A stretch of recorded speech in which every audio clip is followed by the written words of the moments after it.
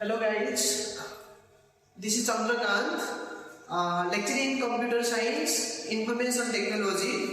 Okay, and welcome to the Career Academy. So now I am going to discuss about some programming regarding the Java, and this programming will conduct the pattern program. And now I am going to be discussing about the pattern program. So चलो आज जो भी programming करना है, programme के अंदर जाके कोई भी जो कोडिंग है, बीच बीच में छोटा छोटा सा कोडिंग है, कितना कोड कैसे एग्जीक्यूट करता है और कौन कौन से कोड होता है। ओके, पैटर्न को एग्जीक्यूट करने से पहले कितना टाइप का पैटर्न होता है और जो पैटर्न प्रोग्रामिंग है वो सब पैटर्न प्रोग्राम कैसे इसको सॉल्व करा जाता है। ठीक है, चलो अभी स्टार्ट करते हैं जो पैटर्न प्रोग्राम के बारे में। देखो पैटर्न प्रोग्राम जो होता है, हम स्टार्ट करेंगे अभी pattern programming related pattern programming. Okay, so pattern programming from Java, pattern programming from Java. Okay, so Java का जो पहला पैटर्न प्रोग्राम होता है वो कितना टाइप का पैटर्न होता है और जो पैटर्न में आएगा कौन कौन सी पैटर्न प्रोग्रामिंग होता है। ठीक है, जो पहला पैटर्न आएगा, चलो एक पैटर्न तुम लोगों को हम देखा जाता है। जो पैटर्न ये होता है पहला पैटर्न, पैटर्न में ये पैटर्न सिर्फ आएगा स्टार वाला पैटर्न। ठीक है, और जो स्टार पैटर्न में प्रोग्रामिंग करना है ये होता है पहला वन रो में 4 स्टार होता है और दूसरा रो में और दूसरा स्टार होता है। ठीक है, और तीसरा रो में और भी ये भी कुछ स्टार होता है और चौथा रो में ये भी और कुछ स्टार यहाँ पे होता है और पहले रो में ये भी कुछ स्टार यहाँ पे होता है। ठीक है, अगर ये वाला जो स्टार होता है 1 2 3 4, so how many rows and how many columns are there? There are 1 2 3 4 5 rows and 4 columns. Okay, chalo now I am extending one column, so that will be another column, another star, another star, another star, another star, and another star. Okay, so there are 5 rows and 5 columns are there. Okay, so now I am going to solve this program using the code, Java code, or to solve use this pattern, right? Before solving this program we have to use the loop. Okay, do you know what will be loop? बेटा looping मतलब जो बार बार execute होता है वही होता है loop. Okay, loop दोनों type का होता है, एक होता है फाइल लूप और दूसरा क्या होता है, दूसरा होता है फॉर लूप। राइट, जो फाइल लूप होता है, सो फाइल लूप से ये पैटर्न एग्जीक्यूट नहीं होगा, ये होता है फॉर लूप से। ठीक है बेटा, फॉर लूप क्या होता है? फॉर लूप का मतलब पहले चलो डिस्कशन करेंगे for loop. Okay, for loop का कंसीडर होता है कि फॉर लूप होता है नेस्टेड फॉर होता है। नेस्टेड फॉर मतलब inside a loop, inside the loop is known as nested loop. Okay, for के अंदर जो फॉर लूप होता है नेस्टेड फॉर, फाइल के अंदर जो फाइल होता है नेस्टेड फाइल, इफ के अंदर जो इफ होता है नेस्टेड इफ। सो फॉर के अंदर जो फॉर लूप होता है nested for loop. How to write और हाउ टू सिंटैक्स और the syntax of nested for loop? The syntax will be पहले होता है for, then variable initialization। ये होता है बेटा पहले वेरिएबल को इनिशियलाइज करो, so then उसके बाद यूज होगा semicolon, then within the after variable initialization you have to put the condition, so then after the condition then increment or decrement operators will be used। Right, ये बेटा पहला for loop, ये simple for loop होता है।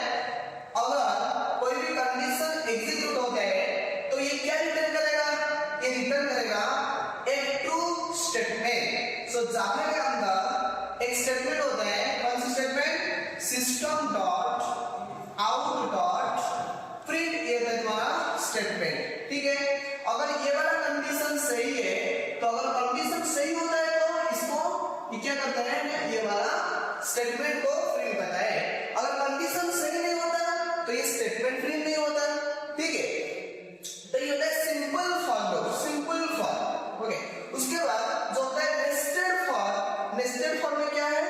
Nested form में होता है nested for, देखो क्या होता है नेस्टेड फॉर। नेस्टेड फॉर मतलब फॉर के अंदर जो फॉर लूप होते हैं, ये for loop inside the for loop is known as nested loop, right.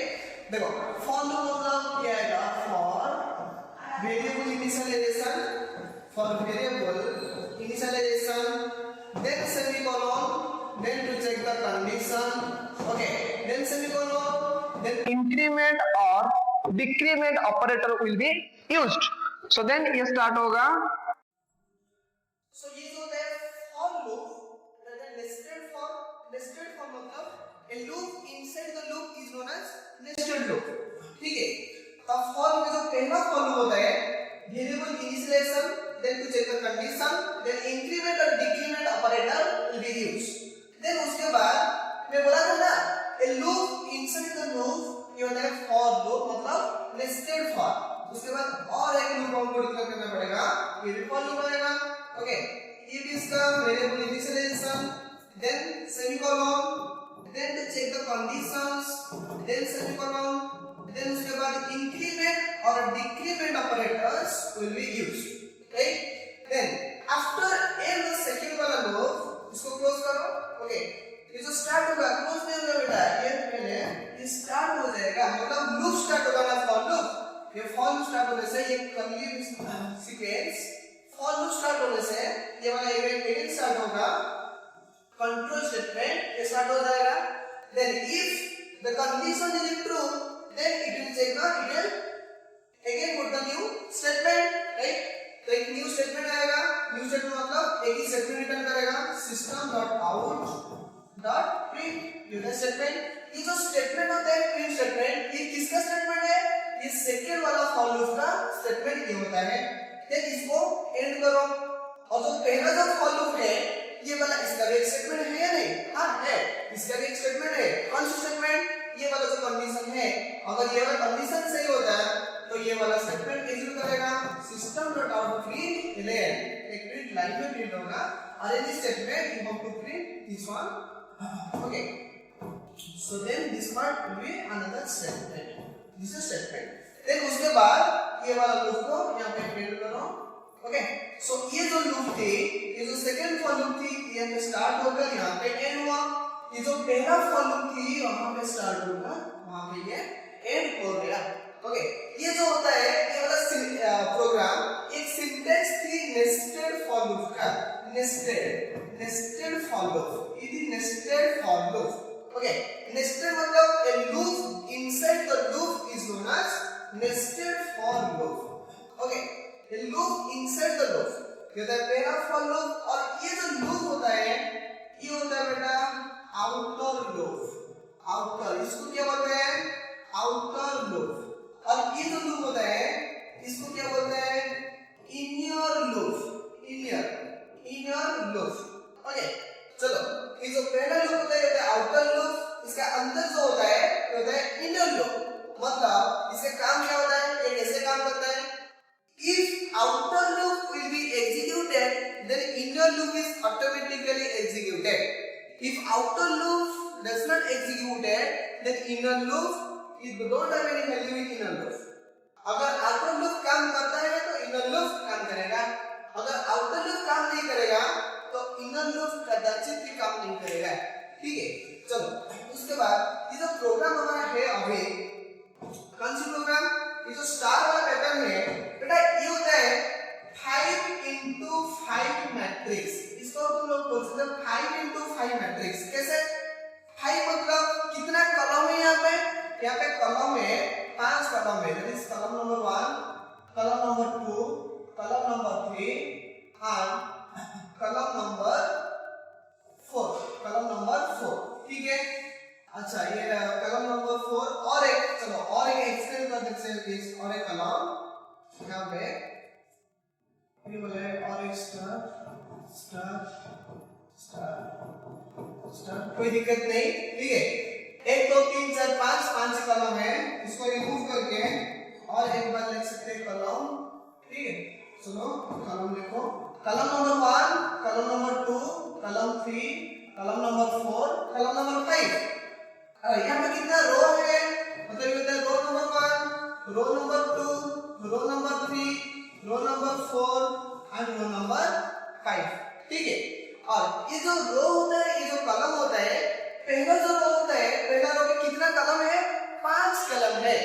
अगर एक रो को एग्जीक्यूट करने से 5 कॉलम को भी एग्जीक्यूट करना पड़ेगा।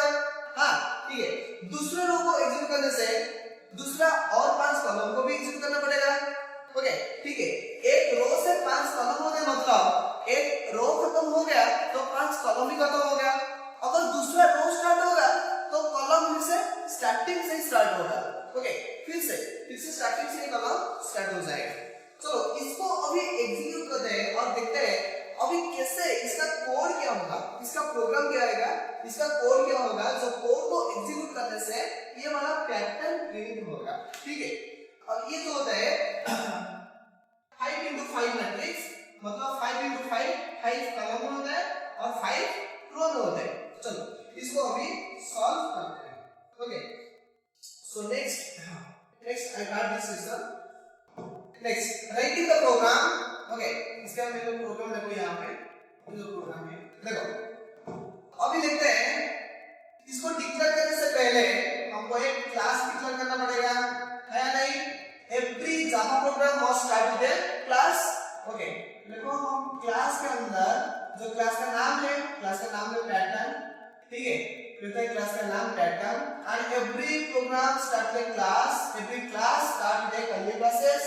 Then after the class declaration, we have to execute, before execution of the program, we have to use the main function or main method. And in Java, the main method will be public, then static void main. Okay, हम लिख सकते हैं यहाँ पे public static void main। तुम लोग अच्छे से पता हुआ ना main function क्या है Java में? public static void main। उसके अंदर जो कमांड लाइन आर्गुमेंट होता है, ये क्या होता है बेटा? ये होता है स्ट्रिंग args, स्ट्रिंग आर्ग्स। ये क्या होता है ना? Command line argument. ठीक है, अगर मेन फंक्शन स्टार्ट होता है कहां से? ना कर्ली ब्रैकेट से, ये दूसरा तो कर्ली ब्रैकेट होगा। ये जो कर्ली ब्रैकेट मेन फंक्शन को स्टार्ट करता है। ठीक है, चलो उसके बाद इंटीजर क्या डिक्लेयर करना है? इंटीजर i को डिक्लेयर करना है, कमा इंटीजर j को डिक्लेयर करना है। बेटा i j का मतलब क्या होता है? i मतलब होता है एक वेरिएबल, j मतलब होता है एक वेरिएबल। हमको तो दोनों वेरिएबल चाहिए ना, क्यों? हमको तो दोनों फॉर लूप चाहिए, दोनों फॉर लूप के लिए दोनों ही वेरिएबल को डिक्लेयर करना पड़ेगा।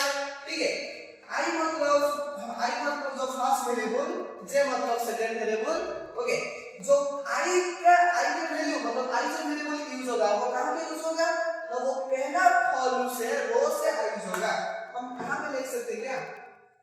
रो मतलब i, इसका row equal to i and column equal to j। हम रो को i कंसीडर करते हैं और कॉलम को j कंसीडर करते हैं। ठीक है, चलो अभी स्टार्ट करना है। देखो यहाँ पे for i equal to 0, i equal to 0 मतलब ये क्या है? देखो बेटा i इक्वल टू 0 मतलब ये जो होता है ये पहला रो होता है, ठीक है, ये पहला रो होता है। ओके, ये पहला रो कहां से स्टार्ट होगा? 1 से स्टार्ट होगा, 0 स्टार्ट होगा। 1 2 3 4 5 मतलब 5 रो होता है। और 5 रो मतलब देखो i इक्वल टू 0 नहीं रहा, हमारे पास 5 ही रो है, मतलब i इक्वल टू 1 होता है। i का वैल्यू 1 से स्टार्ट होगा मतलब एक ही रो होता है। i equal to 1 then semicolon, after semicolon then i is less than equal to. i कहां तक चलता है? कितना रो है? कब तक चलता है i? ना i is less than equal to 5। So 5 क्यों? आपने बोला सर 5 क्यों? 5 मतलब देखो ये होता है i1 i2 i3 i4 और i5 है या नहीं? इसका मतलब है ना ये जो रो होता है रो इक्वल टू i, रो को हम लोग i कंसीडर करते हैं और कॉलम को हम लोग j कंसीडर करते हैं, i एंड j, राइट? चलो अभी जाना है i equal to 1 and i is less than equal to 5 then semicolon then i plus मतलब i gradually increased plus plus मतलब ये होता है बेटा इंक्रीमेंट ऑपरेटर। इंक्रीमेंट ऑपरेटर दोनों टाइप का होता है, pre increment and post increment, ठीक है। सो आई प्लस प्लस मतलब ये इंक्रीज हो चलता है। चलो अभी फॉर लूप अंदर स्टार्ट करना पड़ेगा। देन उसके बाद ये तो आई के लिए हो गया, मतलब रो के लिए तो कंप्लीट हो गया।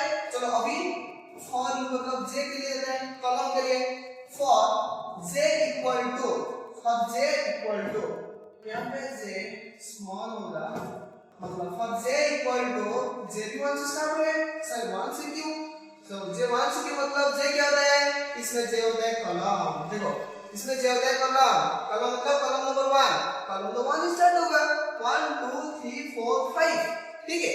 अगर कॉलम 5 से स्टार्ट हुआ तो ये होता है j equal to 1 and then semicolon j of 2, j कहां तक कंटिन्यू करता है, j चलता है 5 कॉलम तक के, मतलब j is less than equal to 5 then semicolon and j plus plus j भी ग्रेजुअली इंक्रीज करता है।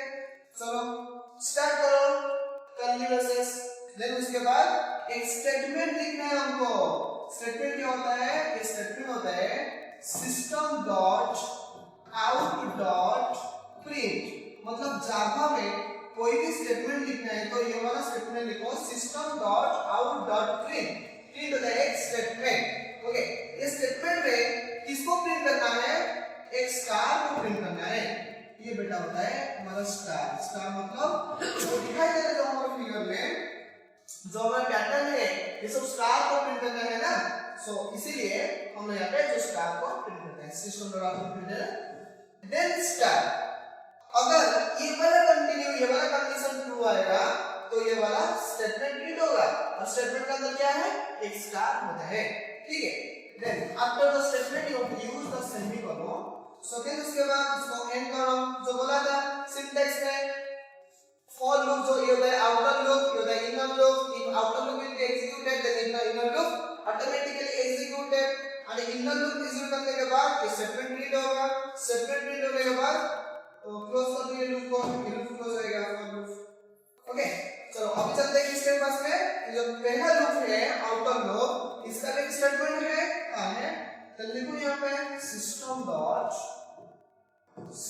Dot out dot print L N. एक लाइन प्रिंट करना है, लाइन में क्यों प्रिंट करना है, इस स्टेटमेंट में स्लैश एन मतलब to bring the cursor into next line, हमको नेक्स्ट लाइन जाना है। नेक्स्ट लाइन मतलब अगर पहला रो को हम एग्जीक्यूट कर दिया देन उसके बाद हमको तो दूसरे लाइन को जाना है ना, दूसरे लाइन को कैसे जाएगा, कर्सर मूवमेंट और कर्सर पॉइंटर दूसरे लाइन को कैसे जाएगा बेटा, ये जो होता है एस्केप सीक्वेंसी में, देखो ये होता है एस्केप सीक्वेंसी। तुम लोग पाइथन जावा का जो पहला फंडामेंटल में जो है comments, identifiers, literals, constructors, keywords, okay, इसमें है एस्केप सीक्वेंसी तो पढ़ा है slash n to bring the cursor into next line. चलो अभी क्लोज करना है इसको, ये वाला ब्रैकेट को ये हो जाएगा, दूसरा फॉर लूप का ये क्लोज। देन अभी क्लोज करना है public static void main function को क्लोज करना है और क्लास को क्लोज करना है, ठीक है। अभी ये मेन फंक्शन का क्लोज हो गया, ओके, ये भी क्लास का क्लोज हो गया, ठीक है। कंप्लीट हुआ। तो ये है तुम्हारा प्रोग्राम, जो प्रोग्राम को एग्जीक्यूट करने के बाद ये आएगा तुम्हारा आउटपुट, जो आउटपुट है एंटर स्टार, 5 कॉलम 5 रो वाला एक स्टार प्रिंट होगा इस प्रोग्राम को एग्जीक्यूट करने से, ठीक है। चलो अभी थोड़ा सा इसको एग्जीक्यूट करके देखते हैं कैसे प्रिंट होगा। इंटीजर i j, i और j दोनों वेरिएबल है, हम तो पहले बोल सकते हैं इसको i मतलब रो के लिए i, j मतलब कॉलम के लिए j, ठीक है। i equal to 1, i is less than 5। चलो i का वैल्यू कितना है, 1 है, लिखा है ना, i equal 1 is less than equal to क्या है, 5। बेटा 1 is less than equal to 5 condition true है, हां कंडीशन ट्रू है। If the condition true then machine loop will execute the next step, okay. Cursor movement अब loop चलते हैं execute करने के लिए नेक्स्ट स्टेप को। नेक्स्ट स्टेप में क्या है, और एक फॉर लूप होता है। ये जो फॉर लूप है ये होता है बेटा आउटर लूप, ये जो फॉर लूप होता है ये होता है इनर लूप। बेटा ये जो होता है आउटर लूप, मैंने बोला था if outer loop will be executed then inner loop automatically executed। if the for loop j equal to 1, so then j is less than equal to 5, j का value क्या था 1 is less than equal to 5, ये भी condition true हो गया। हाँ 1 is less than 5 condition true, if the condition true then it will be a true statement। what will be the statement? our statement is a star। Okay मतलब ये star कहां पे print होगा, ये star खुद ही प्रिंट होगा i में और j में, i1 में j1 में, मतलब i का वैल्यू 1 j का वैल्यू 1, i होता है रो, j होता है कलम, रो नंबर 1 कलम नंबर 1 में एक स्टार प्रिंट होगा बेटा। ठीक है ये होता है 1 एक स्टार यहां पे प्रिंट हो गया, ये कौन सी रो है, ये होता है कलम नंबर 1 एंड रो नंबर 1, बेटा ये भी होता है कलम नंबर 2 कलम नंबर 3 देन कलम नंबर 4 कलम नंबर 5।